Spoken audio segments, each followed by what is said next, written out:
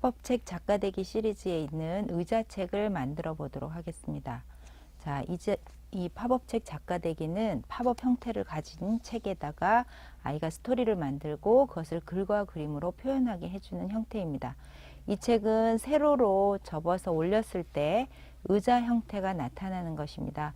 마법의 의자가 될 수도 있고 아이들이 공부하는 책상 의자가 될 수도 있고 여러 가지 이야기의 주제가 될 수 있는 의자 모양이 튀어나옵니다. 또한 두 권의 미니북이 들어있어서 그 의자와 관련된 내용을 적으면서 그 안에 작은 이야기를 또 하나 만들어서 이 미니북 안에 내용을 넣어 놓도록 하는 장치가 되어져 있습니다.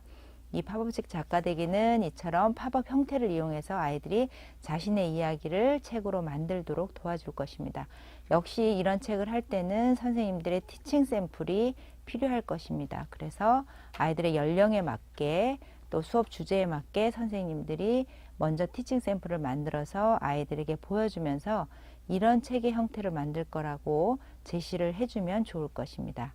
자, 팝업책 작가되기에서 의자책을 만들어 보도록 하겠습니다. 먼저 구성물을 살펴보면 바탕종이와 설명서가 들어 있습니다.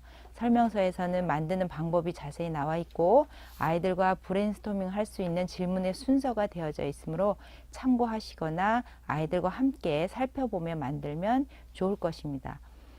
여기 안에는 의자책 팝업 모형과 미니책을 만들 수 있는 두 권의 모형, 그리고 템플릿이라고 해서 본문에 들어갈 글종이와 표지를 꾸밀 템플릿 종이가 들어져 있습니다. 자, 이렇게 구성물을 살펴본 뒤에 먼저 팝업을 만들어 볼 것입니다. 자, 먼저 형태를 만들 수 있도록 모두 준비를 해 놓습니다. 미니북 만들기 8쪽 오리가미 책을 만들 수 있는 모형을 이렇게 테두리를 뜯어내고 준비를 합니다. 자, 그리고 미니북을 먼저 점선을 이용해서 두 권의 미니북을 먼저 만들어 놓습니다. 아이들이 브레인스토밍을 하거나 스토리보드를 작성할 때 만약 한 권만 쓰겠다라고 하면 한 권만 접어 놓으셔도 됩니다. 그래서 한 권을 쓸 것이냐 두 권을 쓸 것이냐는 이야기를 계획하면서 정하면 될 것입니다. 자, 아이들이 이 미니북 만들면 굉장히 작은 책을 만드는 기쁨을 또 한번 가질 수 있기 때문에 잘 활용하면 좋을 것 같습니다. 자, 지금 책을 두 권의 미니 8쪽 오리가미 책을 만들어 놓았습니다. 그 다음에 이제 의자책 모형을 살펴보도록 하겠습니다. 역시 오려져 있는 부분을 떼어냅니다. 떼어내고 그리고 접혀져 있는 선을 다 접어서 형태를 먼저 만들도록 해줍니다. 자, 먼저 의자 형태가 있고 그 다음에 받침대가 이렇게 오려질 것입니다. 이 두 개를 연결할 풀칠 부분이 되어져 있는데 종이가 두꺼운 경우 딱풀을 쓴다고 해도 팝업을 붙이는데 시간이 오래 걸립니다. 그럴 때는 이렇게 미리 양면 테이프를 붙여 놓으면 아이들이 조작 시간을 훨씬 줄일 수 있을 것입니다. 또 큰 아이들은 이렇게 직접 양면 테이프를 사용해서 붙이도록 합니다. 자, 이렇게 팝업의 형태가 다 만들어졌으면 이제 아이들과 스케치를 해놓고 계획을 세우고 모든 것이 끝난 다음에 붙이는 작업을 해야 됩니다.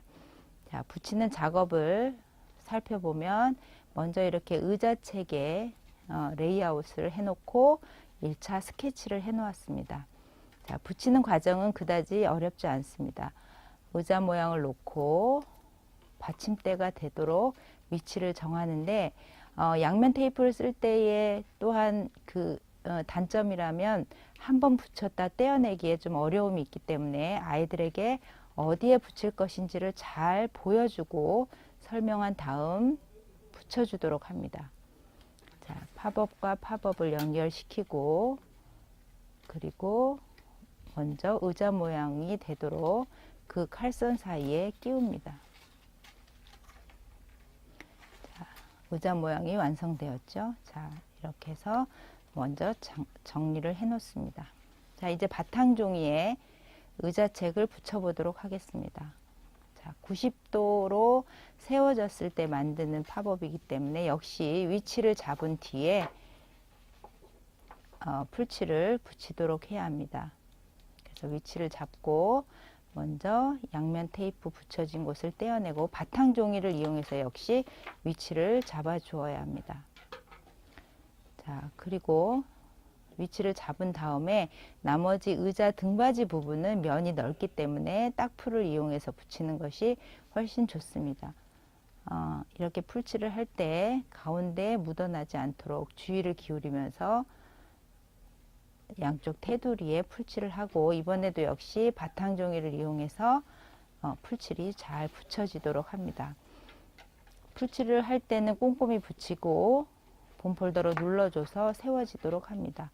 자, 이렇게 팝업을 잘 해서 붙여졌는지 확인하고 정리를 하도록 합니다. 자, 그 다음에는 만들어 놓은 미니북을 붙이도록 합니다. 여기는 8쪽으로 되어져 있기 때문에 앞표지도 있고 본문을 2, 3, 4, 5, 6, 7쪽을 건너서 8쪽이 나오는데 8쪽 부분을 책에 붙이게 될 것입니다. 자, 한 권, 두 권 모두 해 놓습니다.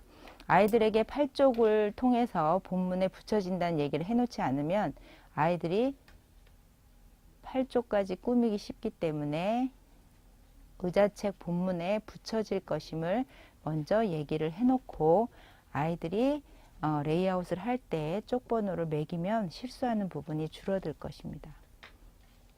이렇게 다 되었으면 이제 8쪽 부분에 풀칠을 해서 원하는 곳에 붙이도록 이렇게 해줍니다.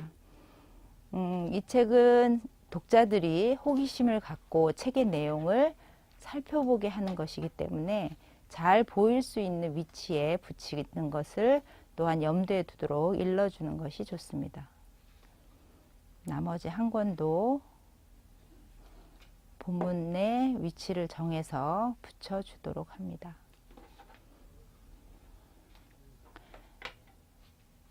자, 이렇게 해서 의자책이 완성되었습니다. 그래서 먼저 레이아웃을 해 놓은 다음에 모두 그림을 그리고, 이제 글을 쓸 때 본문에 바로 쓸 수도 있지만 그 아이들이 자칫 정성 들여서 만들어 놓은 바탕 종이에 바로 쓸 때 글을 잘못 쓸 경우는 이렇게 템플릿을 이용해서 할 수도 있습니다. 여기서는 바로 직접 그림을 그렸으므로 글자리를 정해 놓은 곳에 글을 쓰는 장면을 볼 것입니다.